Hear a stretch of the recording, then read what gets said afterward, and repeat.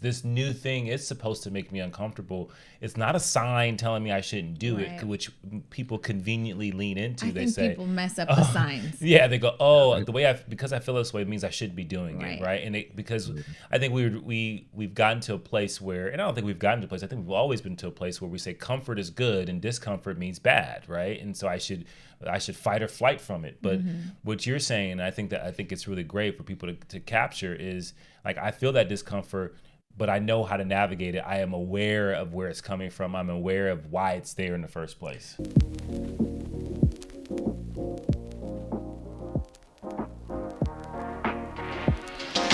Hey guys, welcome back to the Push Podcast. I'm Janelle. And I'm Eddie. And this is episode number 99, almost to 100. We've got a special guest today. He's about to be an author. He is the shift man, all shift, not shit, but shift. Yes. Really great mindset work this guy does. We've been big fans for a while. And Anthony Trucks was on episode number 30, right when the pandemic started, and we thought it'd be an amazing thing to bring him back and talk about post-pandemic and pivots and just all things mindset that you've got going on, because you're doing a lot right now, sir. So everybody welcome Anthony Trucks. Hey, we're working on neat buttons. He's got it. Hey, I promise you that she always likes to say shit when she's like, I think she's just an excuse to say a bad word. Leave me alone. Women and poop, it's a good conversation I want to talk about. My wife, she goes to the bathroom. I go, hey, you getting that doo-doo out there, girl? Like, she hates it. Oh my God, that's disgusting. All the time. That word. Poop it in there? Yeah, you can get that doo-doo out, girl. Get it. Oh my God. Way to kick this off. That's my what in the world right there. Anthony Trucks, feeling really comfortable. Welcome back. How are you? I'm doing well. I'm almost always comfortable. I live in my skin, man. I enjoy my skin, so it's all good in the hood. Love it. Love it. Okay, let's kick this off. I hear you have a what in the world to share with us. Yeah, you ready? Here it goes. So yeah. I was going through the interwebs of craziness. That thing it's a cesspool of weird. And anyway, so this video pops up of this girl's interview. I don't know where it's taking place, but it's like a nice interview. There's like multiple people there, and she's talking about the story of, she's like, well, when I'm dating a guy, when he starts buying me things and doing this stuff, whatever it may be, just because we're not dating no more doesn't mean you get to just rip the pedestal off underneath me, because I've been accustomed to this lifestyle now. So if you take my stuff, I'm gonna come break your stuff. Like, it's this really weird dynamic of her assumption that it's weird. And there's guys that are like, wait, so you're telling me, he's like, but you realize that's like if you're dating me, that's what happens. If you're not dating me, you don't get that. Well, then you want girls with you just for your stuff. And in my head, I'm like, that's why you're with him right now, though. I'm confused. That's exactly this was weird. So there's a world of people that believe that their duty and their beauty, their, I guess, strength in the world is they're just good looking. And because of that, you have to pay for their stuff. And how dare you consider taking it away because they're not dating no more. So that's my what in the world. You know what? I think I understand her. I'm just joking. What? I'm just joking. I understand what Brain's thinking. I don't understand how it's sanity, but it'd be what it be. Well, speaking of, can we clarify though, that's not long-term dating? Because at first I was like, yeah, that makes sense though. Like, you bring someone in, you're dating someone, they come and live in your house, you're together like 5-6 years, like I understand it. Let's say that she says, I helped you build this business. Like, this is my lifestyle too. You said, yeah, it's not anything like that though. Not even close. This chick is just crazy. It's weird. And I'm pretty sure when you look in her eyes, she like completely believes what she's saying. She's like, this is right. Oh, this is this is my word, right? I would venture to believe full 100% believes it. It means to the point where she's battling, she's arguing back, and she had me for a moment like, am I tripping? No, like you get to that point like, wait, what? Is that real? No. So woman was tripping. Oh my God. Goodness. So I do have what in the world.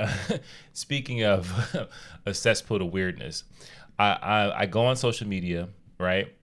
And all of a sudden I see this nude man in the middle of the street. Okay. Oh. And he is like, yes. And he pulls the front end of a car, the bumper off the car. And I was like, oh my, that is, how kind of, and the car is moving, by the way. It's not like it's parked. It's moving. He rips it off. Mm-hmm. He's in oncoming traffic. Right. So I think he's an Avenger that gone wild. Right. He lays down like it's 100-some degrees outside. He's laying down on the ground butt naked. I mean, butt naked.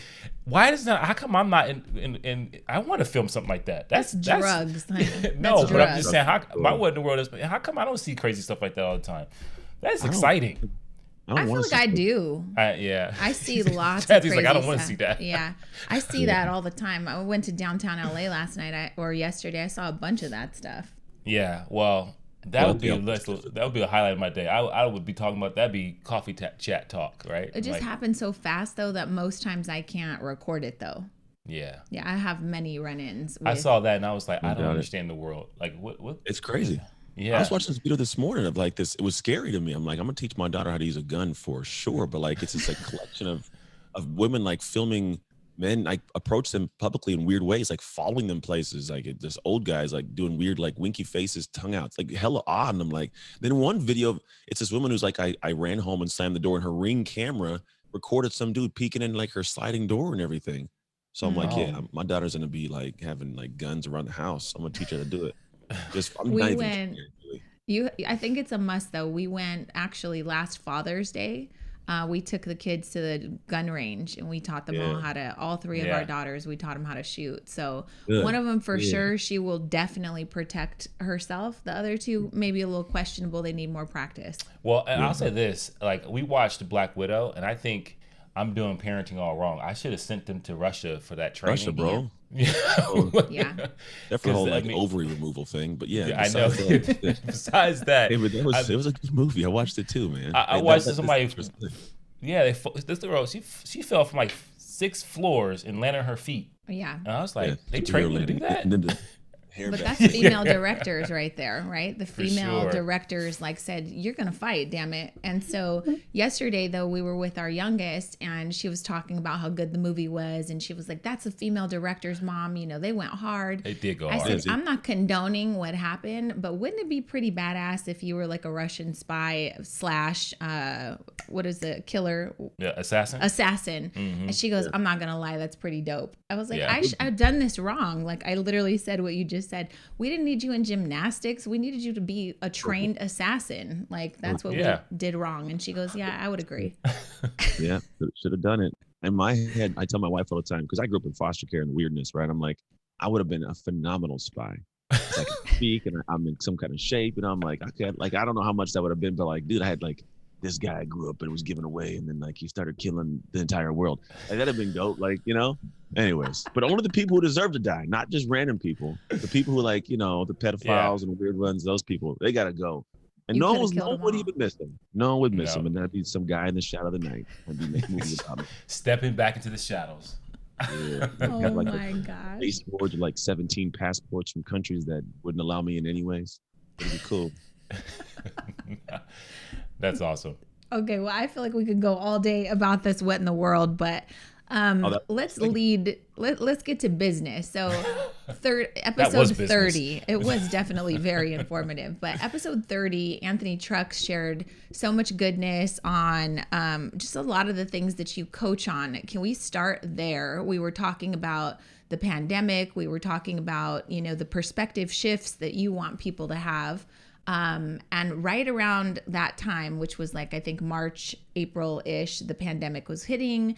And it was interesting to see how people were either like completely stifled, or some people were ready to pivot. Some people were excited for this new world, new change, like what's going to happen.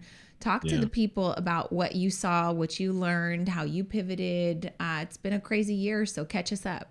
Yeah, it's been a crazy year. Man, I don't know, man. What did I do? You know what I did? I did what everybody else did. I sat there like, nah, this ain't gonna last. This isn't real for a while. Because that's what the normal thing is, like, this isn't real. But then all of a sudden I started like going to Target and found myself with like 3 shopping carts full of stuff. And I'm like, I'm gonna go.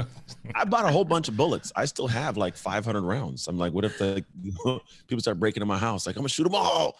So we did too.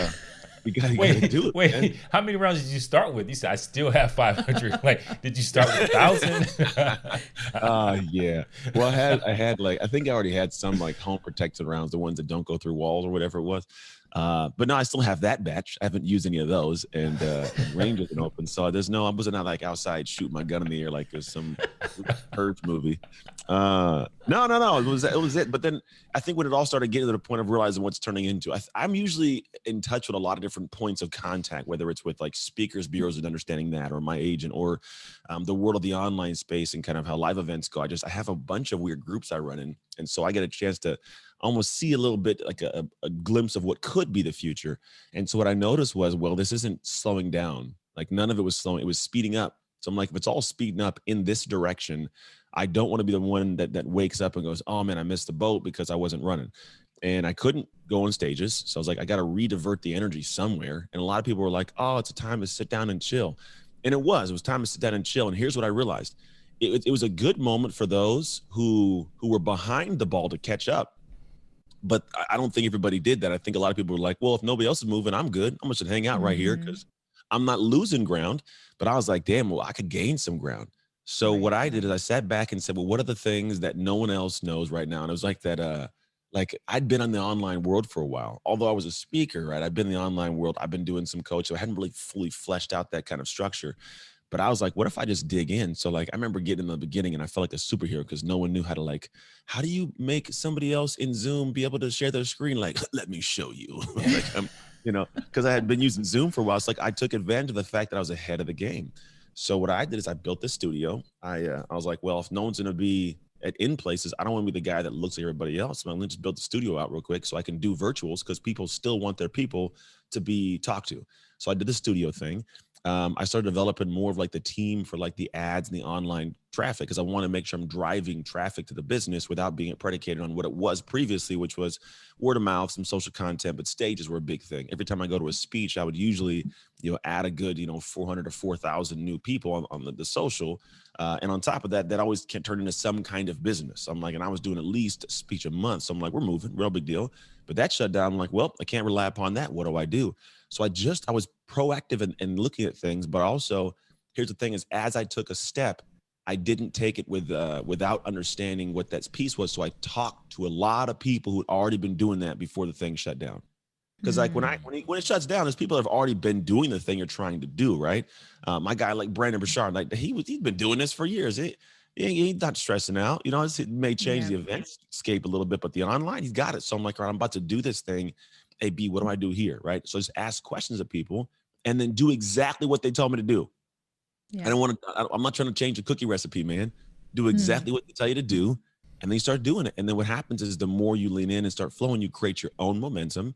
And that momentum, it turned into more revenue in 2020 than I had in any other year of the business because I'd spent more time in an area when, one, I was delving in and I already built a good rapport with the online world because of my in-person stuff, right? Social proof of being on stages. But two, because everybody else was chilling. Most people chilled for a bit. They sat back, they were hanging out, watching the world, sitting in their house, getting stressed out. Totally cool. I was like, well, I love my family, so it's easy to sit here and hang with them. Like, we're cool. So like, I don't got to drive you to school in the morning. That means I can get up earlier and I don't got to have that half-hour break or whatever. And I don't got to pick you up. I could just sit in the studio and do work, bro. I'm getting more work done. So I got more done and it turned into something cool, man. So at this point now, it's funny as we're kind of, and also I did this. I didn't say no to a podcast. I committed to anytime. I didn't tell the world that though, but anytime anybody asked me, I'm like, I got you. Let's do it. I was doing at one point, I think I did like 40 podcasts in a week. They weren't all an hour, but it was just, I'm talking days of just 10 hours straight. I felt like one was for sure 9 hours of podcast straight. Like just, oh my goodness. It was a lot, right? But here's the thing, as the world opened up, because I've been seen by so many people in so many walks of life, we now have more virtual events rolling. We're booked up for the live events in rock. And like October, July, August, September, and October are packed for me for speaking. Virtual, in person. There's somewhere I'm going to a speech, doing a speech for 25K. And then I'm doing a virtual the morning of in my hotel room for that. So just being there and do it, like I'm talking, we're killing it. It's good. Yeah, so this is amazing. All because I leaned into the podcast. I built the studio out because people wanted to have like me on the podcast. So it all worked out. And then I was really big on building out the coaching structure. So I've got executives that I'm working with now. We have companies we're working with now, individuals. So it builds and it builds and it builds. And so I use it as a really good springboard. That's awesome. Yeah, that's great. Love that. I love that. And it's interesting because, when we talked, you were like formulating, and even then, I don't know if you remember this, but you said you were refraining from like aspirational messages at that time because people weren't in an aspirational mood. And it sounded like at that point in time you were like crafting like what should I be saying to people? What do people need at that moment? And it sounds like that worked out. So that's a beautiful thing. So what did they need, Mr. Trucks? What did you find that, people needed you to teach them at that time? Yeah, well, the people you're best suited to serve are those who are where you used to be. And so if you can frame up that you were where they are now, then it's like, oh, it's easy. So for me, it's like people that wanted to get on and do the speaking and wanted to do the coaching programs. Like this was pretty straightforward. So a lot of my clients like, give me the behind the scenes of how to get this all set up. Because the easy low hanging fruit for most people is to do speeches. I don't got to do any tech. I just got to tell my world what my story is, get them to come book me and come do my thing, right? Or tell them I'm a coach on social media and then go out to a couple of schools and get some shots of me doing it. So it's easier to get coaching clients. So I started teaching people what I'd been doing, which is how do you create a framework for your coaching process and the tech behind the scenes, we'll call it, and just get those things built up. And then what ended up happening was, it's interesting. I thought no one wanted aspirational stuff. And as much as people, I didn't think they wanted to buy it. They needed it though. They actually did. Because the reason a lot of people were sitting stagnant was because they didn't feel adequate. Because now here's what I noticed. The entire world was on the same playing field. It wasn't where you had, a live event and a retreat and you got some television stuff and everybody was online, everybody, which means that if you were the kid, like, the second grader on the playground and all of a sudden the sixth graders playground got shut down, the sixth graders started hanging out with the second graders in the same playground. So now you had all the vets, everybody coming back to the online, they were all in there. So most people were like, damn, how do I compete with that person? Right. So it was actually it's like this closing of like my capabilities and my opportunities in their heart, when the reality was, of that person. Your ideal client usually doesn't though. So to be quite honest, the conversation being had, they may watch a video and dislike that person, but if you're lined up right next to them, you're good. But the reality is most people felt so bad, they removed themselves from the situation. So no one saw them. Right. So I did find that over time, like the work I do from the personal human standpoint, that actually became more the work I did, because when you start building and working on that part of it, the way that I do with my methods, it inherently has an action portion of it. So you're doing things. And in the doing of things, they were getting that feedback that they needed, which was, oh, actually, I'm pretty good. I'm dope. I can do great things. So you start taking more actions, doing more videos, build. And so I had clients that were, one of my clients, Natasha, literally launched, and I might have said this last time, but she launched this program that was teaching people how to go online with their physical therapy business. And she made in 4 weeks, $95,000 off a program that I had to talk her into doing. I'm like, you could do it. No, I don't think I could do it. Like you could do it. I'm telling you, you could do it. Right. One of my other clients, Frank, this dude, we were working together, and his thing is he'd already sold $1 million business for $1 million. It was going to this whole coaching thing. And he had this inherent thought of like, it might've been an accident.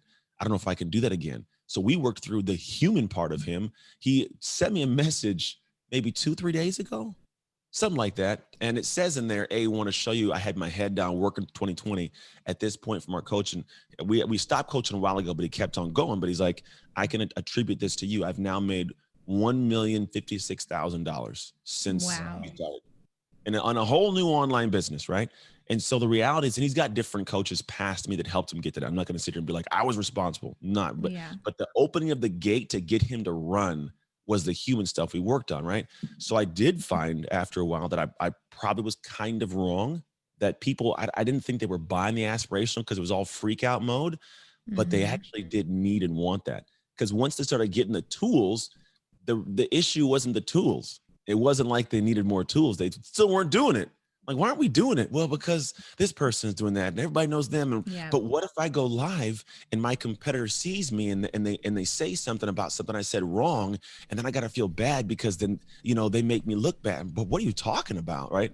So this became the conversation internally. So I just help people kind of change the conversation inside. And what's great about that, and I just hope that like the audience capture that, because even then people didn't know what to do, and even now people don't know what to do. And I like how you I like to think of it like you had a hypothesis, and even in that hypothesis, when you went to go like prove it out and you went into action, you were still aware of like, oh wow, I may not be right about this. I may need to modify and change and adjust. based on my hypothesis and create a whole new one based on what I'm seeing and hearing. And I think as we think about the rest of 2021 and then 2022, like where people go, I think that action and being in action is so important so that you can learn about like, are your assumptions correct? Right. So I think it's important to point out Anthony Trucks, works with coaches like us. You work with speakers that do what, they're trying to aspire to do what you said. Like you said, I'm working with people who have done where they're trying to go, right? And we work with small business owners that are just trying to take this idea or this passion or this talent and kind of ship it out into the world, through processes. You're doing the same thing. It's just to a different client, right? Yeah. But I hear so much of the same stuff, like, well, what if my competitors see, I'm not ready for this? What if it's not right? What if I say something wrong or do something wrong? And I hope that the audience gets that, because regardless of what level you're at, I'm sure that there are people above, let's say, Brendan Burchard, who are trying to do new and different things. I'm sure you're trying to do new and different things. I think it's important to point out, anytime you're ready to go to that next level or take that next step, there's always that doubt. There's always that insecurity. There's always that unsure, like, oh, I don't know if people are going to come for me, if I'm ready for this, all of those doubts, right? And have you had those in anything that you've been doing recently? Because you are about to be a published author. Yeah. I have a first book that was self-published. Those are natural things, though. I think at this point, I palpably desire those. It's a weird, like I can taste discomfort. I like the flavor. It sounds odd, but I think football taught us this. Because there's moments you go in these games against these people and it's like, I'm not gonna do well, but like, I'm not gonna die. So let's just go see what we can do, right? Mm-hmm. But yeah, it is like, I'll be transparent 100%. Listen, so I have a publicist we work with right now. It's great that we're gonna touch on this because I'm a human. I'm tell all the good goods. So I have a list of individuals that I've been compiling of like, hey, when it comes time for the book, like let me know. And I'm like, great, I put them on a list. It's probably like, I want to say like 44 people that are all good humans that have some audiences. Like when it comes time, let me know, give me the book, we'll share it. So my publicist, she's like, I need you to make me a list of all these people. Now there's two lists I have. It's like a list 1 and list 2. So list 1 is a list of all the people that I know that have all, like, it's interesting. They've expressed they'll help me. It's the Brendan Burchard, the Russells, the Trent Sheltons, and Lewis Howe. They're all be like, hey, when it comes time, let me know. They're all on list 1. List 2 is the one of everybody else that I've been on their podcast, hanging out, talking, not in this mastermind I'm with. That list was easy to make and contact. For some reason, I have found myself sitting here going, but what if one of them doesn't like the book? What if they're like, so I haven't even filled out the list. This is to this very moment, just so you're aware. I'm hanging out with them.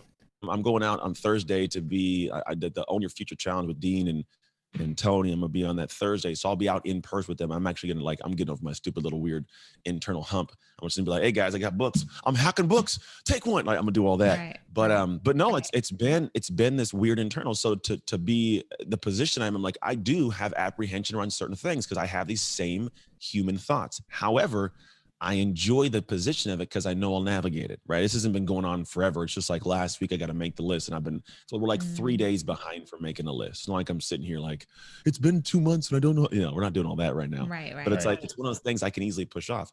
But yeah, the thing is, once you get over those humps though, here's what I do know logically. Like, I'm not going to die if they say no. Right. If no one likes the book, that's okay. It's a blip in the radar for like the long run. And to be quite honest, that they're not supposed to have the book. I didn't write it for them. You know what I mean? Yeah. So the idea is like, we get these conversations, but I don't think we go to the point of like, why you're tripping though? Like you're in your own head for no reason whatsoever. Right. So when I go and look at the logic part of my brain, the non-emotional, careening train down the fear of failure track, it's like, oh, you're tripping, man. There's nothing really to be scared of. And so for me, like, yeah, that is, I'm a human. I deal with it, but I have a different way of overcoming it. And a lot of it boils down to the identity portion, right? Because this is one of the things that for me is I don't yet have an identity as an author, right? I have an identity as a speaker, coach, bro, put me in. Well, I have no problem. Throw me on the stage right this very second. I got it, right? Put me on a football field. I run around, do my thing. I can train, I can coach. But stepping into the author realm, that's where I'm like, ooh, right? So that is because I haven't done the author things. It hasn't been published, hasn't been put out. But after time, I'm going to get there. Even if the first book bombs, right? Even if it bombs, I still have the ownership of that. So the next stage is easier and easier, but I'm aware that the reason I feel this way is because I'm developing the identity of the author within me. Mm, Well, multiple identities. So that's where that kind of emotional thing comes from, but it applies to anybody stepping into something new, like you just said. I don't yeah. care how much success you've had in some area. When you enter a new space, you don't have yet a crafted or structured identity there. You will feel that emotion. And the only way to get what you want, like that, I want to feel like I'm that person, is to lean heavily towards the stuff you're not comfortable with. Yeah. I love that. Yeah, and what's great about that is, and I'm glad you shared that, because I think when people hear that, I think it gives them a little bit of comfort of understanding, oh, I'm supposed to feel like Mm-hmm. this, right? Like Yeah. this new thing is supposed to make me uncomfortable. It's not a sign telling me I shouldn't do it, Right. which people conveniently lean into. I They think say, people mess up the oh, signs. yeah, they go, oh, Right. the way because I feel this way means I should be doing it, Right. right? And because Yeah. I think we've gotten to a place where, and I don't think we've gotten to a place. I think we've always been to a place where we say comfort is good and discomfort means bad, right? And so I should fight or flight from it. But Mm-hmm. what you're saying, and I think it's really great for people to capture, is like, I feel that discomfort, but I know how to navigate it. I am aware of where it's coming from. I'm aware of why it's there in the first place. It's also Yeah. like a handbook to life, though, right? Yeah. Like that is literally the answer to pursuing anything that you haven't done before. And so I think we need to give ourselves grace in knowing that, oh, it's probably going to come up that I feel like I'm an imposter. I feel like I don't belong. I feel like this is unfamiliar, because this shit is unfamiliar, right? And Yeah. so until you actually do it, then if you don't actually do it, you won't ever be able to gain that confidence that you'll need to feel like an actual author. That happens in every new step, I think, that you try to achieve in your life. And so I think that's the rule book right there, is like, it's normal for you to feel that way. But yeah, do you stay stuck, or do you push through and work on the identity shift, I think, which is exactly what you're talking about. So you have to be the author, you got to get familiar with the author title, own that new identity, and then it's just like stepping on the stage or the football, field. Right. Now it's second nature. So talk to us, Anthony, about the book. What, you said maybe the Dean Graziosis or the Tony Robbins in the world, they're not really your ideal readers anyway. So if they don't like the book, it doesn't matter. I think that's freeing in itself, right? Right, Because right. we want everyone's approval, but the reality is you didn't write it for them, right? Yeah. So who did you write it for, and what can people get from it? Because we're going to be giving away some books today on the podcast. Yeah. Yeah. No, I wrote it for everybody, man. In fact, so my editor had me take this out, and I wish I would have put it in. But at one point I wrote in the book, and it says, I am not a scientific dude. I'm a regular guy with an irregular desire to help people. And this is going to be written just from a regular guy's perspective. We're not going to go sciencey. We're not going to go, but like I literally said that. She's like, oh, you should take that out because it makes you seem like you're not like credible. Like Right. it ain't about that. Like if you read the book, you get into it, like you understand I'm credible. But the funny thing was, like, I wanted people to realize this isn't supposed to come from like a Harvard, Stanford, medical researcher. Because Mhm. I read those books, and they are, for me, hard to consume. Like I got Right. textbooks that are in college that are like, I need a dictionary legitimately just to read it. So like for me, I wrote the book for the person that's like, I am at a point in my life where I've done the things and tried and struggled and faltered and failed, and I can't figure out what the blockage is. Right? It's not for the 20 something who is like, I'm venturing into life. It'll help that person Mhm. 100%. But sometimes that person's not open to the fact that they're not perfect yet. Right. They're still Yeah. invincible. This is for that person that's gone. I call it the sophomore season of life. We did the freshman year. Mm. It was all fresh and new. Now I'm like, oh, damn, I get what college is really about. Not time to settle in. Right. And so it's for that person. It's like, okay, I've read the books and I've done some of the work. I've gone to the seminars, and I've done that stuff. And now it's like, and I got the info, but why is this stuff not coming to pass? Why have I invested and not got the return? So the book is for that person trying to figure it out. And this is where we dive into the human of you. And I want people to grasp that it's not one of those books where it's like, you're broken, there's something wrong with you, and you got to fix it. It has nothing to do with that. Because the thing what's cool about identity is it's really something that you set based on the dream that you have, right? For some people, like I got a best friend, his dream is already been met for life for the most part. He has a job, pays his bills, he gets 401k. Like he said, this book isn't for him either, because he's good where he's at. And I love that Mm. he's good where he's at. He's happy and peaceful.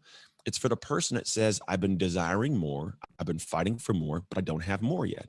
And when I look in the mirror, I realize that there's things like we just talked about that hang me up.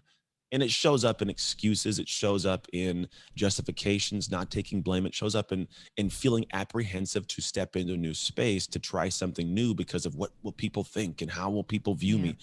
It's just all those little things. So it's written for the person that wants to shift into that person that is at that level of like internal, like, you know, that feeling when you know you've done the work. And if someone was to ask you questions, you could fire off like, how dare you know how dope I am? Like, but it's in you. And I think we call it confidence, right? It's that, it's like, it's what I think it's where confidence is this thing where it's like, I just know that you can't, for what I'm doing, you can't poke holes. I don't know if that makes sense. Like, so like when you got up on stage, when people are like, what do you think you're doing getting up on a stage? B, do you know how many hours of workouts I've done and nutrition and training and cooking and prep? You know what I've done? There's a different level, right? So I believe that what we do in the dark, it comes out in the light. And if you didn't do much in the dark, it doesn't shine very bright. But when you've done that work in the dark, so I teach people how to do the right work in the dark so they can shine where they want to in the light. And they don't have that fear of someone poking holes, or they have the fear of, you know, what if somebody outs me? It's like you can shift into that person where like you have that weird confidence, you execute like crazy, you got a weird flow, and you do things at a crazy level. And people go, how do you do that? Like, are you superhuman? No, it's who I am.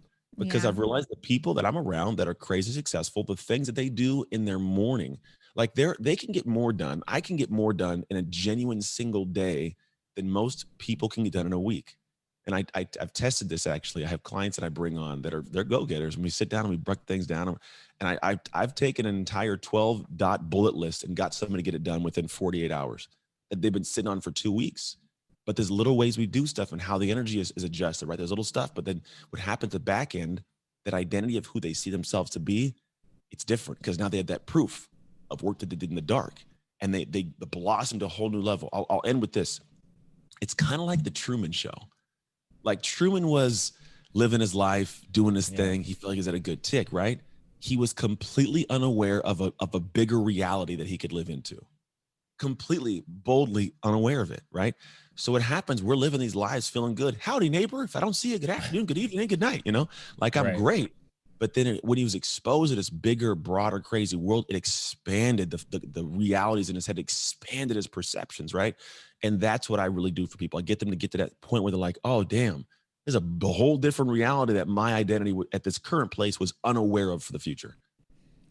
Yeah, I love that. And if you don't know, honey, the Truman Show was with Jim Carrey. Have I seen that? No, you haven't seen that. I only watch what you tell me to watch. Hey, I'm with you. He walked into the wall. When we went to Universal Studios, remember that blue wall? That's from, never mind. That's from the Truman Show. The backdrop there. Y'all got it. That's it. That's all that matters. Here. I love the dark to light, though, because I think that's important to talk about. We're talking about confidence and doing new things. And I think that everyone that's listening, whether, you know, on your show, on our show, like there's something that you do that you're not even aware of how confident you are, right? It could just be making dinner for your kids every night if you're a housewife, right? It could be you work in a retail store and you're really great with people. You don't have to think about it. You're just like on point with it. It just comes natural to you. And I'm wondering, like, if the audience, the listeners, like, can pinpoint what that one thing is that, one, you might not even give yourself credit for. And then two, what's the next level of taking that thing, or what's the next step in being super confident and having all that? Because it's kind of like you get to a point, I don't want to say you're cocky about it, but you can do it in your sleep. You know, like with you on the football field or on a stage, you've, again, built up that confidence, right? I feel like me hanging out on Clubhouse, if I'm in a small business room and I'm talking to small business owners, like I'm only speaking from experience. I know exactly what you've been, like I'm speaking, it's a flow. Right. You feel like I'm 100% confident. No one can come at me about any of this stuff because I've lived it. I know it, right? But I'm wondering for our listeners, one, what's that thing for you? And two, what would it mean to do it in a new way? Like, what's the area that maybe you've been sitting on that you want to grow in, or that new thing that you want to take your business to a new level, or maybe you've never shared your story personally and you want to be on a stage. Like, I think your book would help people with that, you know, trying to figure out how to step into that next realm. So we Yeah, talking and about finger power. go. It's actually what we're talking about. Yeah, yeah, it's interesting. It's I'll say this. I'm like, do I let him talk? It's in my head. So I did the Ninja Warrior stuff, and real quick, I had to learn how to do grip strength because I'm a heavy guy and I hang. And I was like, okay, how do I train? They said, well, you got to train your pinky. I was like, why train the pinky? They said, well, you didn't realize the pinky holds. If you cut your pinky off, you lose 50+% of your grip strength in your hand from the pinky finger, Wow. the most insignificant finger, right? So Mm. in life, I believe we all have this insignificant, incredible strength that we don't even pay attention to. And so that's Mm. where I think you're talking about. We all have that pinky finger power somewhere. That's Yeah. incredible because I'm always thankful for my thumbs, but Well, I'm not ever thankful for my pinkies. That's well, game changing for me. I think if you had to make a choice, you got to keep the thumbs because I mean, unless you go on American Ninja Warrior. exactly. But that's interesting because Yeah. back to the pull-ups really quick. I feel like my upper body strength is good. I just feel like I can never hold on with my Yeah. fingers. So I would not do well in any of those That's because pull-up you don't things. have pinky strength. I don't. Yeah, we How gotta do you work on train your pinkies though? Do you have little pinky dumbbells? No, you have like it's like the little grip strength stuff. You know the handles they got. Most people just use the front fingers. They don't worry about the pinky because the pinky is just doing its thing. But when Right. you Dang. focus the pinky like by itself, just try it. You'd be surprised. Like that thing has got a lot of strength because you Right. got all these muscles down the side. I don't know. It's weird, That's but yeah, amazing. we do have all these strengths that people they lose sight of because you just get normalized to doing them. So Anthony, I wanted to ask you something because I'm really fascinated with the identity conversation, and I'm thinking about like you were talking about like having these like multiple identities. Yeah. For you, what are some of the identities that you had to shake off, and do you have to shake them off to make room for the new ones? Yeah, I think every idea we do have different ones, right? There's a different way that I operate with my wife or my kids or my clients or the podcast. It's just not that I'm a different guy, right? But there's different Right. expressions of my identity. And in those expressions, you do find the egos. Everyone has his own version of ego, right? How good I'm in a relationship. Think about the guy who's phenomenal in business, got a great ego there, but then he goes home and he's a horrible husband. There's probably Mhm. no ego there, right? So the idea is when you do get some of those, I think when we want to have this sense of self, you do have to sometimes shut off the crappy identities that have bad egos, because those ones Mm. won't allow you to like, pretty much give yourself permission to improve. It's the Mm. best way to explain it, right? Because if I haven't told myself it's okay to improve in this area, it's because I didn't give myself permission to show that I'm not the greatest, and that will stop the entire process of everything going on. It's like if you swim with ankle weights, there's that one little thing that still holds you down. So like for me, I had a bad ego of like football player. I got out of the NFL like I'm a football player. I'm great. I'm better than the rest of the public. I'm in the top whatever percent. I'm phenomenal. And then I get into the real world and I'm not. Like I'm way behind. I don't know business Right. or jobs. The, Mm. the best skill I have is tackling Karen down the hallway if she starts stealing stuff. Like that's what I can do right now. So I got to find a way to show up. And if I had kept the identity of I'm great, I'm amazing, then I would have never been successful in business. I had to shed that Mm. thing within the first 9 months, or I was going to be legitimately looking at bankruptcy. And I had to eat my pride big time. I had to swallow some real big like ego things and realize like, man, I don't know anything about this. There's no reason I should be coming at this with this big bravado because I Mm. have no reason for it. So I yeah, it's love a great that. question. And you do got to get rid of the ones that hinder the other one's ability to grow.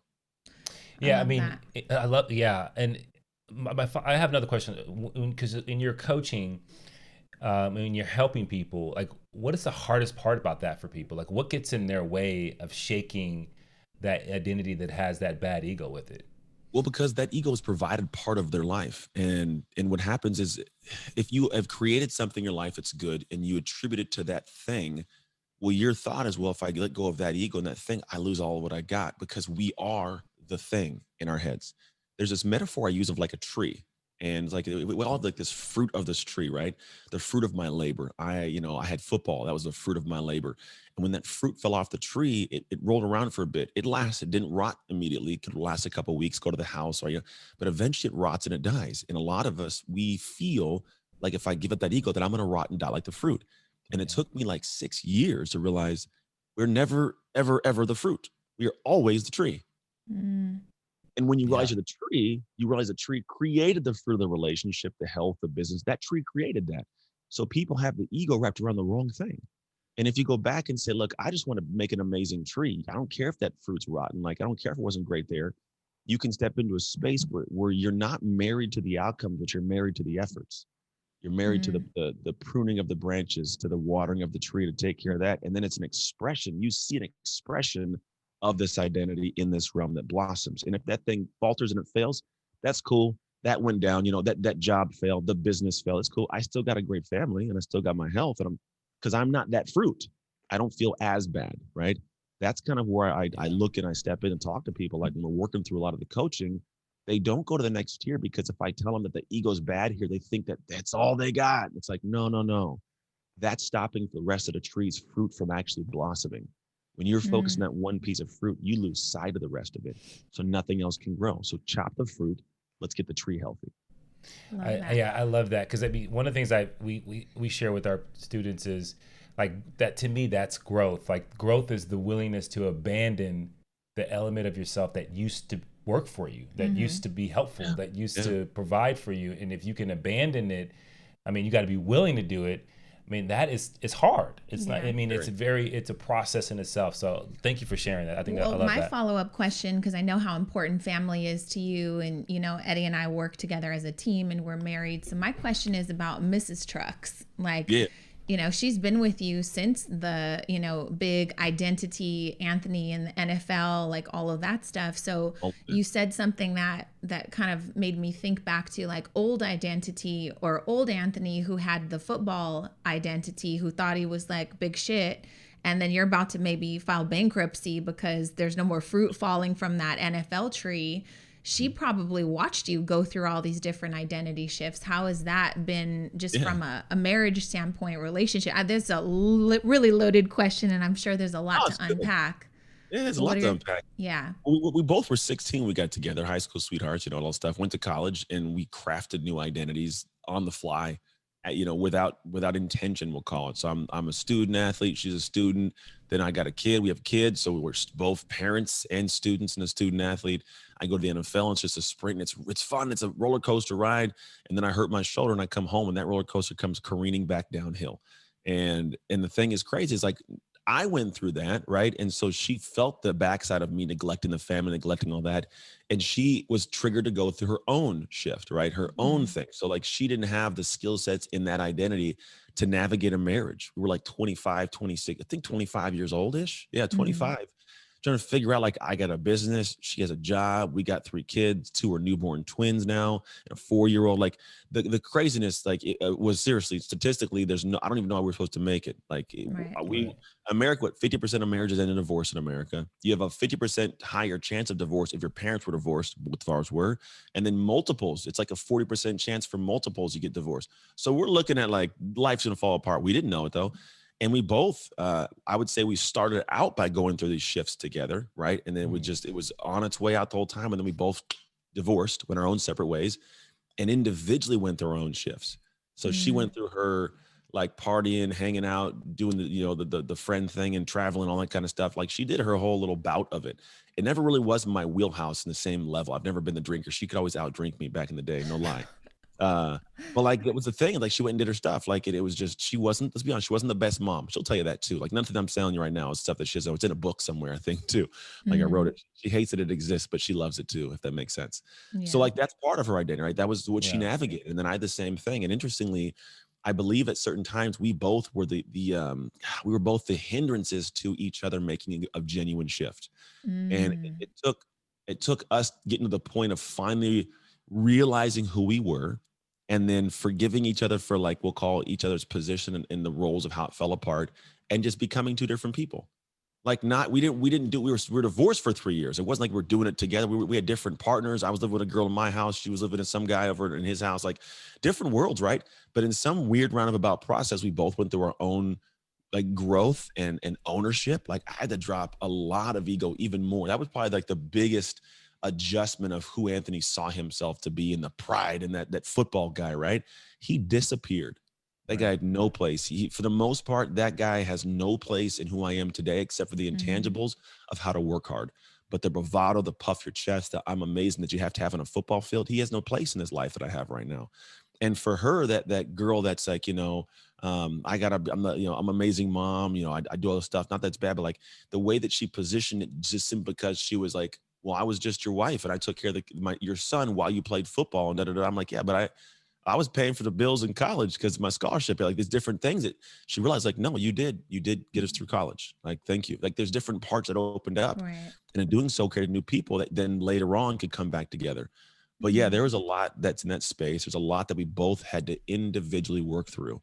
And we currently, to this state now, we're always adjusting and shifting. What's cool is as we do this, I love her for her, not for the amazing 7-figure business that she runs, for the amazing thing she does as a parent. She runs track now. She's in ridiculous good shape. Like she'll barely like look at sugar, let alone eat it. You know, like she's dialed. She's got more veins than I do.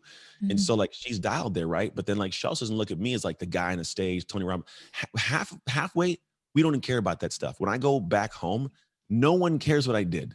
Like I go hit a stage with 3,000 people, come home. She's like, take the garbage out. Can you fix the stinking fence? Because the dog just did it right. And so I love her for her heart, for the way she communicates, what her beliefs are, what her vice, the identity, the tree. The trees love the trees. The trees don't love the fruits in this relationship. I love that. That's great. That's powerful. That's huge. Yeah. So let's wrap it up. How do we give these books away? How can people follow you, listen to you? You've got a Clubhouse show. You've got 2 podcasts. You've got all kinds of stuff going on. Tell everybody where they can go find you, how they can connect with you, and all the good things. Yeah. I'm gonna be on I-5 at 7:30, running down the street, throwing books out. So come get one in your car. No, I'm just kidding. No, if you go to, if you want to find me and follow me, Anthony Trucks on Instagram, simple place. That's where I go and hang out and spend my time. Even though I probably shouldn't because I'm on there too much sometimes, just sometimes. But if you want the book, which breaks down, the thing is the book is part concept. The first part is all about understanding the identity shift. And it's really simplistic, got some cool stories and good understanding. So people go, oh, I get an identity shift now. That's the first part. The second part is I didn't want to leave people hanging. I wanted to show them how to do this. So the second part of the book is very specific step-by-step frameworks that you can understand and you can work through the shift method that I do in my coaching that guides you through the steps where if you do it right, you could dog ear this book, set it next to the bed, you'll make the shift we're talking about right now. You'll wake up one day and you'll be in that different reality. Like, oh, here's a better one. Neo in the Matrix. Did you watch The Matrix? Yes. All right, we got that one, right? So it's the same thing. He's in his reality, wake up to a whole like, oh, there's a whole new world that could be, different. I can move objects with my mind. Maybe not that great, but like you get to that new reality, right? So that's what that's what the book does. And then those who are here now, if you guys go to identityshiftbook.com, simple 3 steps. You go get a book on Amazon, you come back and then you hit the code and bring your receipt from there. And then you go to the third step. And on the third step, if you enter the receipt and enter the code PUSH, P-U-S-H, you'll get the audiobook, the digital books you can look on your Kindle or whatever you want, as well as a workbook. And the workbook's like a $100 workbook that I had the team personally design from scratch because I wanted to give people the ability to read the book, get the information, but also have the best segments from my coaching programs that make, I think, the most progress and actually be able to work through them in real time on your own. So when you do this work, and I say work, and I've said it multiple times, it's work. This is the dark work we talk about. If you want to get to that bright light in the future, you got to do the dark work. It's not going to tax your mind and make you freak out, but it does become a little bit of like depth of thinking, right? You do that work, you will wake up and like start to at least peek behind the curtain and see a little bit more of who you can be in that different identity that can be part of your life. Love that. Oh, awesome. I forgot. In the first 10 people, the first 10 that use the code PUSH, I'm going to sign and I'm going to autograph an actual book. And I'm going to send it from my house to their house. Like I'll autograph it. Yes. Send it That's to their awesome. House. First 10. Thanks. Well, thanks for your generosity. Awesome. Thanks for sharing all your knowledge. Thank you for shipping this book out into the world. Yeah. And we're just happy to have you and support you all the time. We love your work, love your videos. One last final what in the world before we let you go. I saw that you had posted, I don't know, maybe it was a month ago. You have friends that have 1-year-olds that are having like birthday parties, and like you and I have kids that are grown, but these people are our age having like 1-year-olds. That's bananas, right? Stupid. It's the stupidest thing. I'm glad we're not the only ones that think that. 16, he's going to go in college next year. I got 11-year-olds. And I'm like, when you start inviting me to like 5-year-old birthdays, I'm not coming, bro. Like right. I'm not.